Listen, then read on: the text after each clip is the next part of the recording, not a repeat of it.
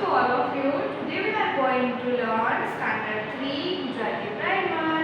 Let's learn the story of 8 chapter, right? Chapter number 8 શરીરના અંગોમાં તકરાર પડી.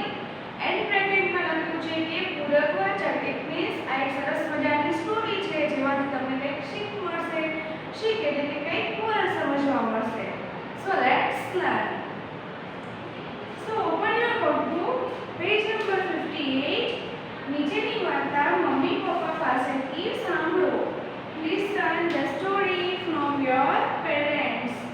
So first લખ્યું છે કે એકવાર શરીરના અંગોને પેટની ઈર્ષા થઈ. શરીરના અંગો એટલે કે આપણું આખું બોડી છે, રાઈટ?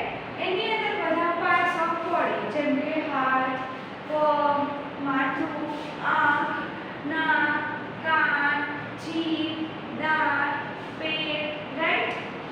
તો એની અંદર એક વખત શું થયું કે બધા શરીરના અંગોને એટલે કે આપણા શરીરના જેટલા અવયવો અંગો છે એને પેટની ઈર્ષા થઈ. પેટ એટલે કે સ્ટમક, એની ઈર્ષા થઈ એટલે જેલસી થઈ. દાંત કહે ચાવવાનું કામ હું કરું ને ખાધા કરે પેટ. હવે દાંત બરાબર એટલે કે આપણા ટીથ એ એક વખત બોલ્યું કે ચાવવાનું કામ હું કરું ને ખાધા કરે પેટ. મતલબ કે આપણે રોજ જે જમીએ, રાઈટ, એ મોઢા દ્વારા પેટમાં જાય તો દાંત છે એ શું કામ કરે? ચાવવાનું કામ કરે. અને ખાધા કરે પેટ એટલે કે ચાવેલું બધું ડિરેક્ટલી પેટને મળી જાય. અમે ક્યાં ઓછું કામ કરીએ છીએ? હાથ તો બોલી ઉઠ્યા. હવે હાથની વાત આવી તો આપણા હેન્ડ્સ છે, રાઈટ? તો કોઈ પણ વસ્તુ જમીએ, ખાઈએ, રાઈટ, તો એ આપણે હાથેથી લઈને ચમચી અથવા હાથથી ખાઈએ. તો એમ કહેવા માંગે હાથ કે અમે પણ ક્યાં ઓછું કામ કરીએ છીએ? અમે તો ઘણું બધું કામ કરીએ છીએ. જરા ઠપકારીને પગ પર બોલે. ઠપકારીને એટલે એવી રીતના કે અમે ચાલ કરીએ અને પેટથી તો કંઈ જ કરવાનું નહીં. એની તો બસ બેઠા બેઠા ખાવાનું મળ્યા કરે, છતાં એ સહુનું માનીતું. પછી હાથ બોલ્યા, દાંત બોલ્યા, હવે પગ જરા ઠપકારીને એટલે આવી રીતના યાદ દેવડાવવા કે હું પણ અહીં છું. પછી એ બોલ્યા કે આખો દિવસ અમે તો ચાલ કરીએ, રાઈટ? ભગવાને આપણને હાથ, પગ બધા અવયવો બનાવ્યા છે, રાઈટ, અંગો આખા. તો પગ શું કામ કરે? ચાલવાનું, વોકિંગનું, રનિંગનું, રાઈટ? તો એમ કહે છે કે અમે તો ચાલ કરીએ અને પેટને તો કંઈ જ કરવાનું નહીં. એને તો બસ બેઠા બેઠા ખાવાનું મળ્યા કરે.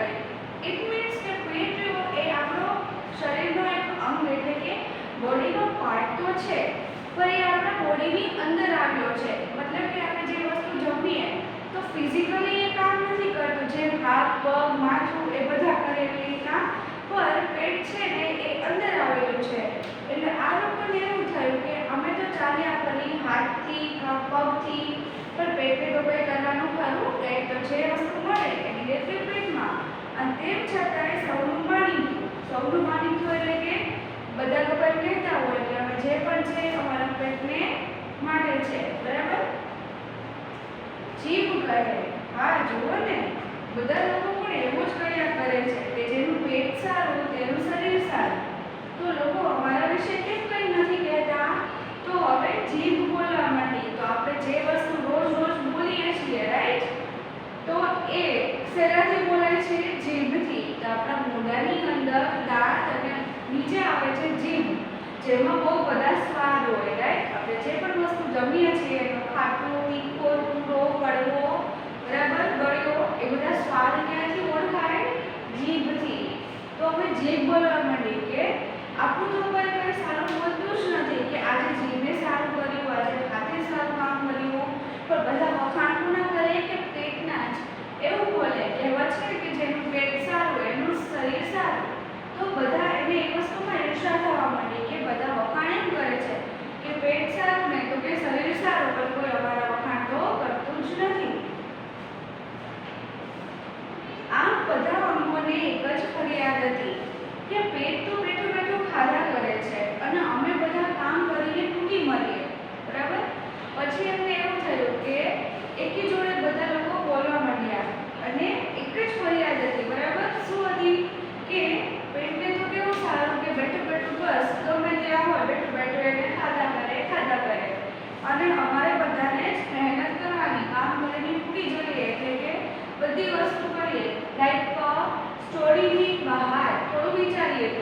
આપણે જે પણ કંઈ પણ કામ કરીએ છીએ રાઈટ, તો એ વસ્તુ ઉપાડવાની હોય, રસોઈ બનાવવાની હોય, લખવાનું હોય, તો એ બધી વસ્તુઓ હાથથી થાય રાઈટ. જમવાનું હોય તો બી, પછી બોલવાનું હોય તો આપણે જીભ અને મોઢાનો ઉપયોગ કરીએ રાઈટ. પછી જમવાનું ચાવવાનું હોય તો દાંતનો યુઝ કરીએ. ક્યાંક ચાલીને જવાનું હોય, દોડવાનું હોય તો શેનો ઉપયોગ કરીએ? પગનો ઉપયોગ કરીએ. કંઈક વસ્તુ વિચારવાનું હોય તો એમાં મગજનો ઉપયોગ કરીએ. કંઈક વસ્તુઓ જોવાની હોય તો આંખનો ઉપયોગ કરીએ. સાંભળવાનું હોય તો કાનનો. સ્મેલ એટલે કે કંઈક વસ્તુની સ્મેલ કરવાની હોય તો એ નાકનો યુઝ કરીએ રાઈટ. તો આ બધા કમ્પ્લેન કરે છે. છેવટે બધાએ અંગોએ નક્કી કર્યું કે આજથી આપણે કામ નહીં જ કરવું. ચલો પછી બધાને એમ થાય કે ચલો ને એવું તો કેવું કે પેટ એક જ કામ ના કરે ને અમે બધા કરીએ, તો એમને એવું વિચાર્યું કે ના હવે તો કામ આપણે કરવું જ નથી. હું મારી એક આંગળી પણ હલાવવાનો નથી. હાથે કહ્યું તો આપણા હાથની આંગળીઓ કેટલી હોય? 4 અને એક અંગૂઠો એટલે ટોટલ 5 બરાબર. પછી એણે એવું કહ્યું હાથે કે ના હવે તો હું મારી એક પણ આંગળી ચલાવવાનો નથી અને હું એક દસું પણ ચાલીશ નહીં. પગે પોતાનો નિર્ણય જાહેર કર્યો. નિર્ણય જાહેર કર્યો ઇટ મીન્સ એણે ડિસિઝન જે હતું લીધેલું એ બધાને કહી દીધું કે હવે હું મારો પગલું એક સ્ટેપ પણ આગળ ચાલીશ નહીં. પગલું એટલે step just like this one. આપણે ઊભા રહ્યા છીએ તો આ પગલું કહેવાય 1 2 3 રાઈટ. તો કે હું એક પણ પગલું હવે એટલે એક પણ સ્ટેપ હું આગળ ચાલીશ નહીં. હું દાંત બોલી ઉઠ્યા. અમે ચાવવાનું બંધ કરી દેશું.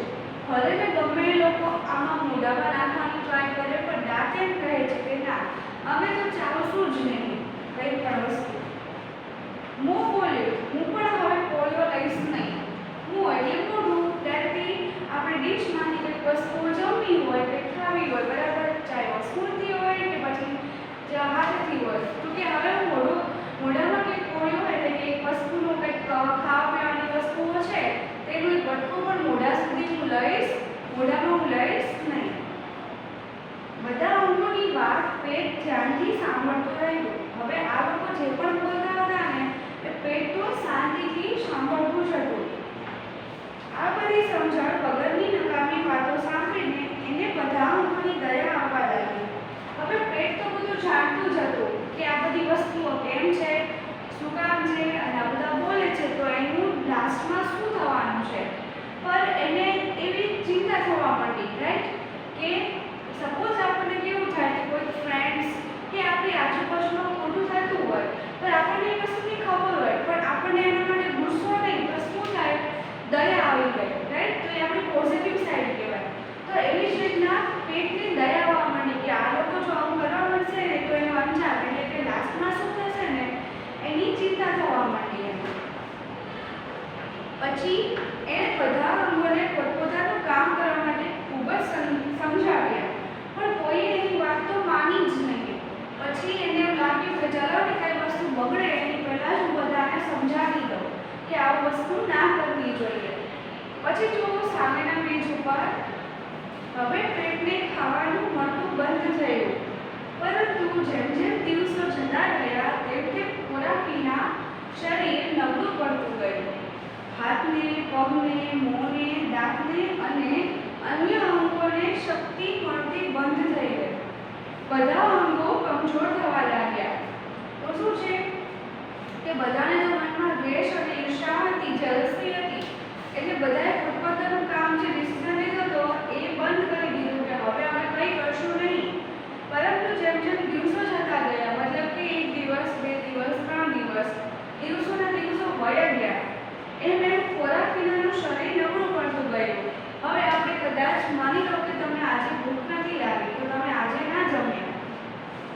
નેક્સ્ટ ડે પણ તમે એવું વિચાર્યું કે ચાલો ને આજે પણ નથી જવું પણ એ જ વસ્તુ તમે રિપીટેડ કરો તો 1 દિવસ 2 દિવસ 3 દિવસ 4 દિવસ તો પછી તમારું બોડી કેવું થઈ જાય? વીક થઈ જાય રાઈટ. પછી તમને નબળાઈ આવવા માંડે, વીકનેસ લાગવા માંડે અને તમે બીમાર પડી જાઓ. તમને કંઈ ખાવા પીવા મળે જ નહીં તો તમે શું કરો? તો આપણો જે જન્મ થયો છે આપણું જે શરીર જોયું હોય ખોરાક પાણી એની જરૂરિયાત છે એના વગર તો ચાલે નહીં. તો આમાં પડી ગયું નબળું એટલે કે વીક. હાથને, પગને, મોંને, દાંતને અને અન્ય અંગોને શક્તિ મળતી બંધ થઈ ગઈ. રાઈટ?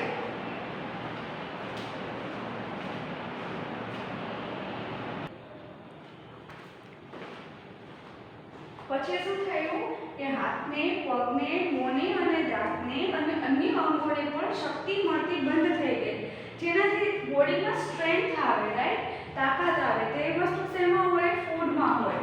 તો એ તો હવે મળ્યું નહીં એટલે બધું બંધ થઈ ગયું. જે તમને સ્ટેમિના મળે એ સ્ટેમિના વહી ગઈ. બધા અંગો કમજોર થવા લાગ્યા. કમજોર એટલે કે વીક પડતા ગયા.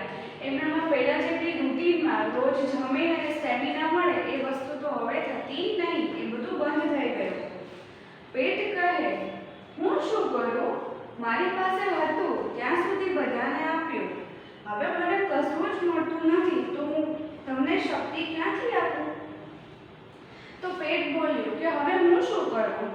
મારું કામ તો એ હતું કે જે વસ્તુ ફૂડ મારા બોડીની અંદર આવે, મારા શરીરમાં, એનું કામ શું હોય? પેટનું ડાયજેસ્ટિંગ. મતલબ કે જે ખોરાક તમારા બોડીની અંદર જાય છે, જે જમવાનું, એને પચાવવાનું હોય. એનાથી લોહી બને, રાઈટ? અને એનાથી તમારું આખું બોડી જે છે એ ચાલે વ્યવસ્થિત. એમ કે છે કે હવે તો મને કંઈ મળતું નથી, તેમાં હું શું કરી શકું? રાઈટ? મારી પાસે જ્યાં સુધી મારા પેટ સુધી આવતું હતું મારી અંદર, ત્યાં સુધી હું બધાને એમાંથી પચાવીને લોહી બનાવીને સ્ટેમિના આપી બધા આખા બોડીને હું આપતો હતો. પણ હવે કંઈ આવતું જ નથી. તો what I give, right? What will I give to you? બધા અંગો હવે સમજ્યા કે પેટને કારણે જ આપણને શક્તિ મળતી નથી. પેટને પારખું ગણ્યું એ આપણી ભૂલ હતી.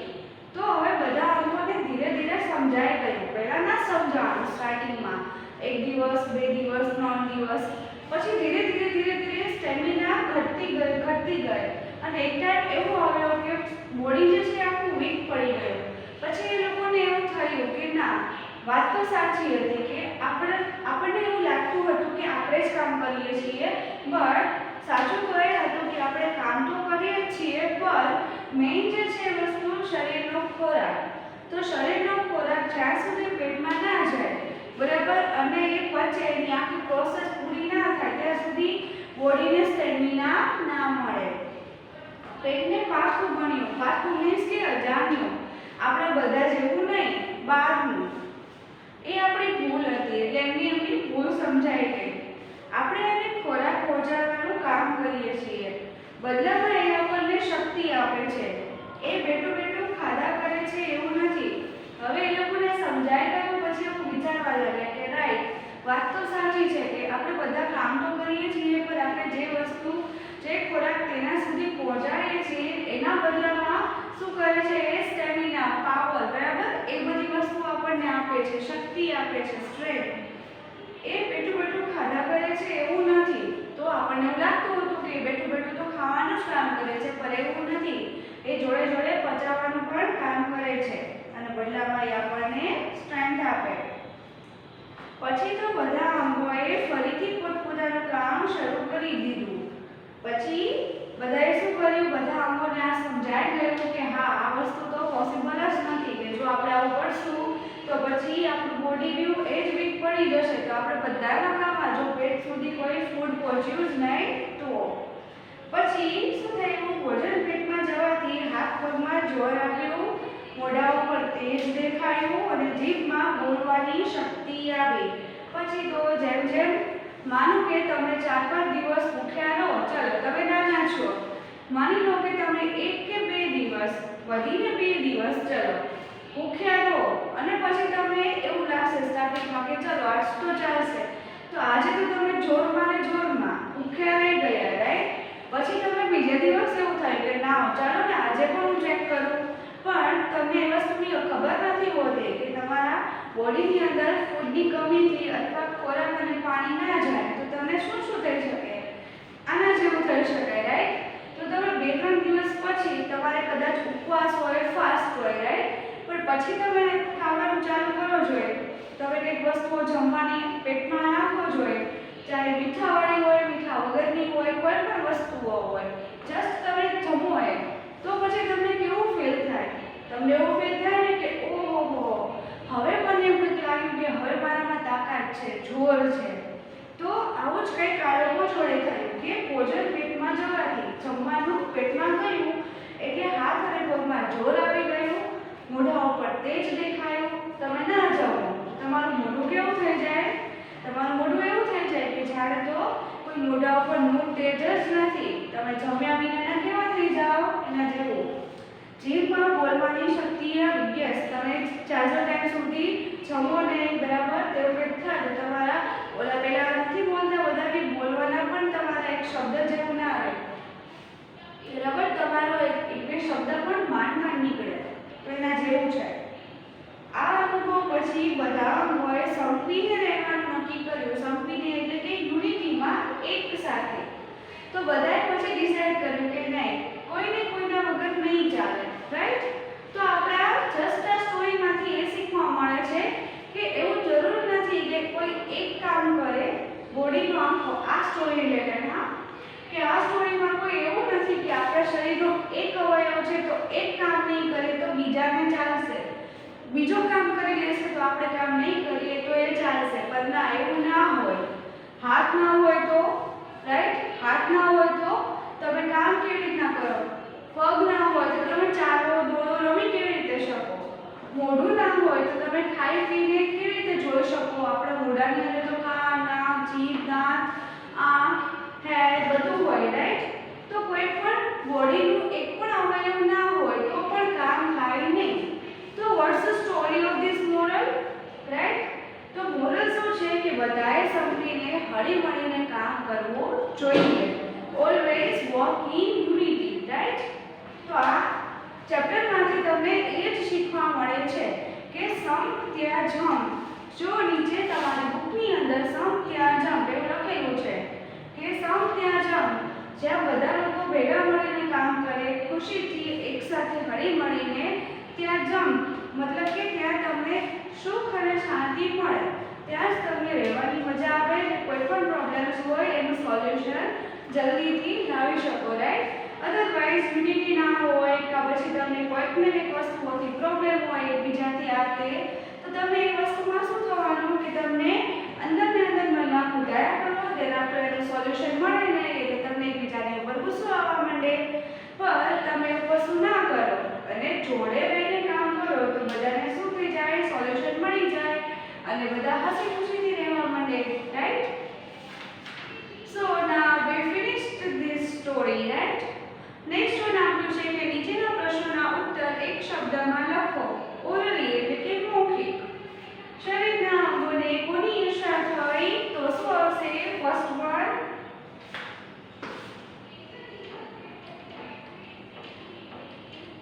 પેટની. પછી ચાવવાનું કામ શરીરનું કયું અંગ કરે છે? તો કે દાંત. If you want to write, then write down. પગ શું કામ કરે છે? તો કે ચાલવાનું, દોડવાનું એવું પણ લખી શકો છો, પણ મેઇન આપણે લખીશું ચાલવાનું. શરીરના અંગોને કોના કારણે શક્તિ મળતી હતી? તો ખોરાકના કારણે અથવા ભોજનના કારણે.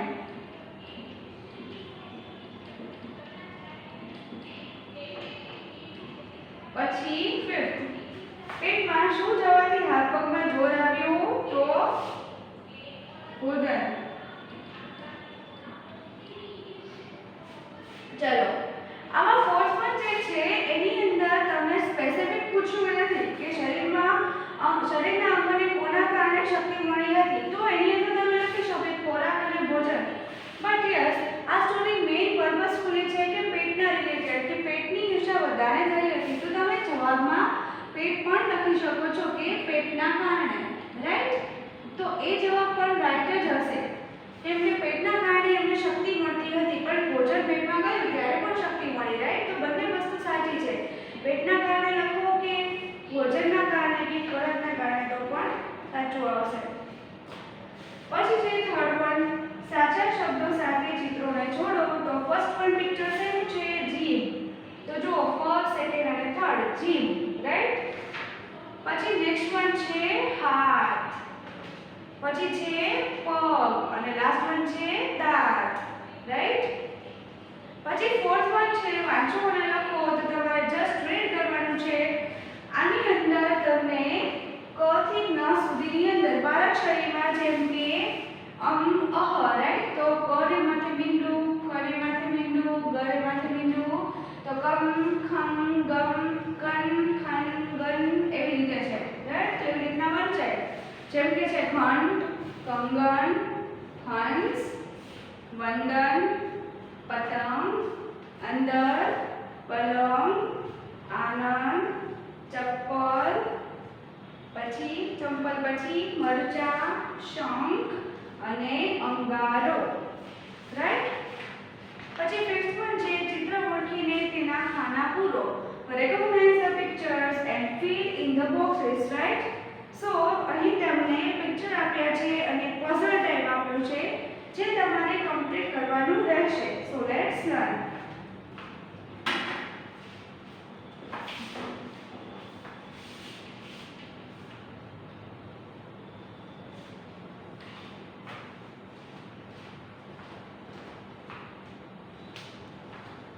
So first આપ્યું છે question number 5, right? So અહીં છે એક કબૂતરનું પિક્ચર, રાઈટ? અને બાજુમાં છે પંડી. પર પ આપેલો છે, પ ને માથે મીંડું, રાઈટ? પછી નીચે 1 2 નીચે એક હજુ આપી છે, રાઈટ? તો પિક્ચર તમે જોવો તો કબૂતર તો છે, પર એની અંદર શું છે? પ આપેલું છે, તો પ થી આવશે પંખી અને પછી છે પંડિત, રાઈટ? તો ફર્સ્ટમાં આવશે પંખી. જસ્ટ તમારે બર્ડનું ગુજરાતી લખવાનું છે, પંખીનું નામ લખવાનું નથી. પછી પંડિત અને તમને નીચે આપેલું છે પંખી અને પંડિત, રાઈટ? તમને ઓલરેડી આન્સર આપેલા છે. પછી છે વચ્ચે ર ને માથે બિંદુ, પછી અહીં, અહીં, અહીં અને અહીં બ્લેન્ક્સ આપેલી છે. તમને આપ્યું છે સારંગી અને નારંગી, રાઈટ? બે વર્ડ સેમ પ્રોનાઉન્સ થાય છે, સારંગી અને નારંગી, રાઈટ? તો પિક્ચર્સ પણ આપ્યા છે. તો ફર્સ્ટ અહીં શું છે? સારંગી, તો આવશે સારંગી. પછી અહીં આવશે નારંગી. પછી થર્ડ વન છે તો તમને ટેન્ટ આપેલો છે એટલે કે તંબુ અને નીચે શું આપ્યું છે? તંબુરો. તો આવશે તંબુ, નીચે આવશે તંબુરો, રાઈટ? પછી રિવિઝનમાં આપેલું છે નીચે કંગન અને ચંદન. કંગન એટલે બેંગલ્સ, કંગન અને ચંદન, રાઈટ? પછી બાજુમાં જુઓ શંકર એટલે મહાદેવજી, પછી બંદર. So you can see in these pictures that તમને સરખા સરખા વર્ડ્સ આપ્યા છે પઝલની રીતના, રાઈટ? પછી જુઓ અંગૂઠો,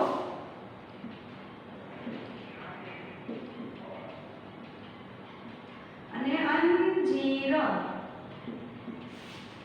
રાઈટ? અંજીર એટલે ટ્રી અને અંગૂઠો એટલે thumb, right?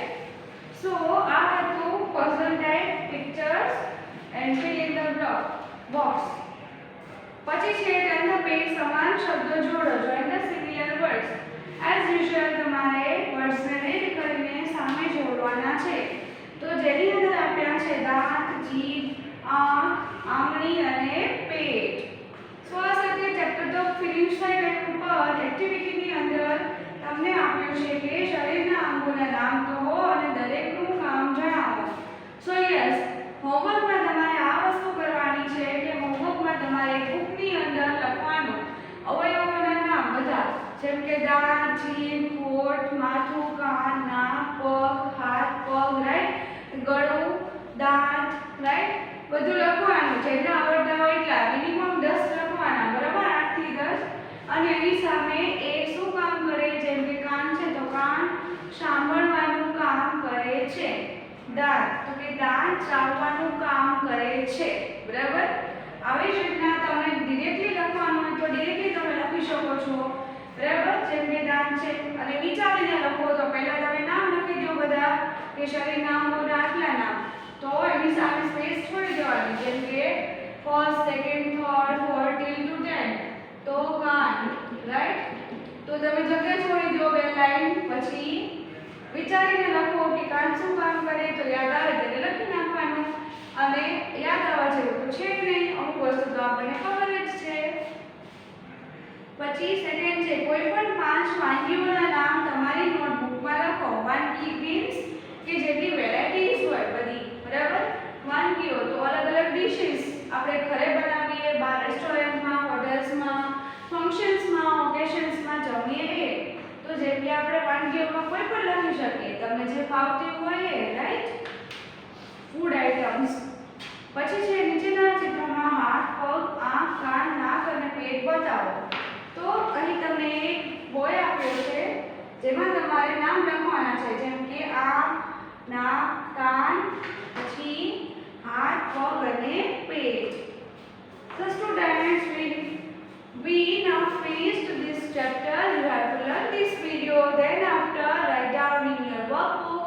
And yes, notebook ની અંદર તમારે આ સ્પેશિયલી એક્ટિવિટીમાં જે આપ્યું છે લખવાનું રહેશે. Okay.